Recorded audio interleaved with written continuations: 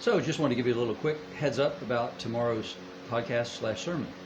So the first lesson is from Job 38. So it's when God shows up and responds to Job. And he's asking him, hey, so were you there? I don't remember, Job. Were you there when I created these things? Were you there when I did all this? And so the point that God's trying to make to Job is not to make Job feel bad, actually. And what it's intended to do is to help Job have the right perspective. It's to help him to understand who he is in light of who God is. And so what he's saying is that there's a lot of stuff you don't understand, Job. There's a lot of stuff you don't know. But I do. And I have a plan, and you don't understand that whole plan. And I can't possibly read you in because there's too many things that would be necessary. You don't know all the things that came before. You don't even understand today all that well because you have only a small part of it, and you don't understand the future. But you can trust me because I'm great. In other words, I have control, and because I'm good. My plan is good. So in spite of the fact that everything in your life is spun out of control, Job, and you have put me in the dock and said that you want to put me on trial, here's the thing. You can't possibly understand everything you need to know. And Job's happy with that.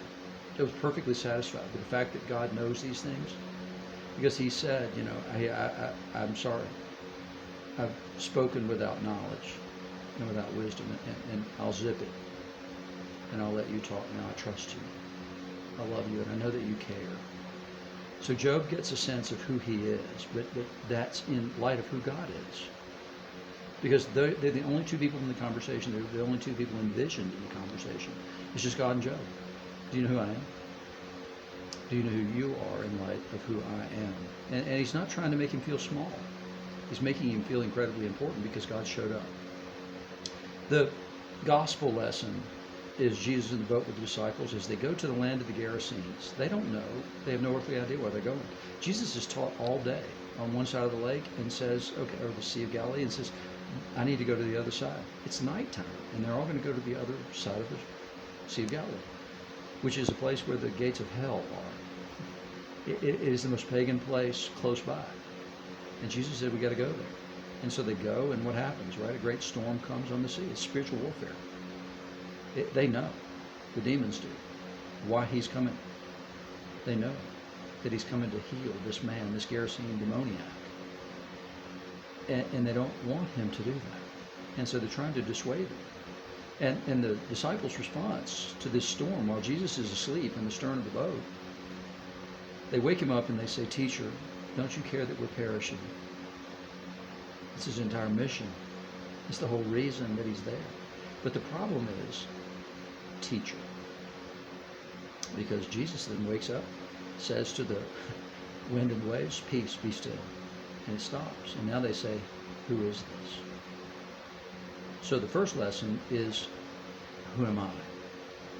The second lesson is, who is Jesus? We got to get those right. And then in the final passage, it's Paul in Corinthians, and he says, we don't judge anybody according to the flesh, because we once judged Jesus according to the flesh. And so the problem is that Paul said, I used to not know who Jesus was, and then I found out. On the road to Damascus, I found out who Jesus was. And that was problematic, but he forgave me. He restored me. He gave me a mission in his kingdom. And it's an amazing thing. But he says, so from now on, I don't judge anybody according to the flesh, because I know what it looks like to do that, and I was so horribly wrong that I don't do it anymore. I don't do it with respect to any other person. Paul knew what it was like, and he knew that his judgment wasn't as good as he thought it was when he was trying to judge other people. He knew that he had misjudged himself. He thought himself to be a guy who knew a lot, understood a lot, had a lot of discernment. He found out he was dead wrong. He says, I don't do that anymore. I'm not that person anymore. And I believe we need to do the same thing. We need not to misjudge other people. And so I want to point you to C.S. Lewis's sermon, The Weight of Glory. I want you to point you towards the end of that sermon, to the last few paragraphs of that sermon where he says, you've never met a mere mortal. You've never met a mere mortal. In fact, everybody that you meet is somebody that you might actually worship later, or could be the worst demon you've ever seen in your life. So don't judge according to the flesh. He said, I know how horribly that can go wrong. And so we've got to answer those three big questions. Who am I? In light of who is God? Who is Jesus? And we need a much bigger vision than, oh, he's a great moral teacher. No. He is the incarnate Son of God.